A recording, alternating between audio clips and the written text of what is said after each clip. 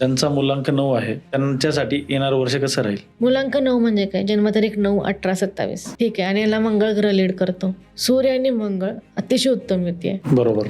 या लोकांच्यासाठी आहे ना उमेदीचं वर्ष आहे हे. काही गोष्टी मागं जे घडल्या त्यांच्या बरोबर त्यातून उभा राहून एक नवीन आपली दुनिया चालू करायची वर्ष आलेलं आहे. हो. ठीक आहे. जे झालं ते विसरून जा. जे तुमच्याबरोबर वाईट घडले आहेत ना त्या गोष्टी विसरून जा आणि नवीन गोष्टी काय येणार आहेत त्याच्याकडे लक्ष द्या. हो. ठीक आहे. स्पोर्ट्समध्ये जे लोक आहेत त्याच्यासाठी तर अतिशय म्हणजे मेडल घेऊन येण्याची तयारी ठेवा. प्रॅक्टिस तशी करा. दुग्ध शर्करा योग असं. हो, दुग्ध शर्करा योग आहे त्याच्यासाठी.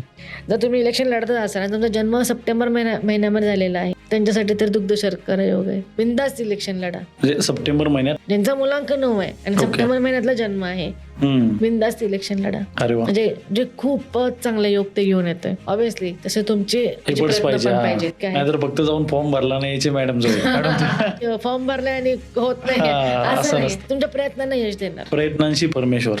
हो, प्रयत्नार्थी परमेश्वर. सप्टेंबर महिनाच नाही, एप्रिल आणि मे महिना पण त्यांचा जन्म महिना आहे त्यासाठी सुद्धा चांगलं वर्ष जाणार आहे. ओके. ठीक आहे.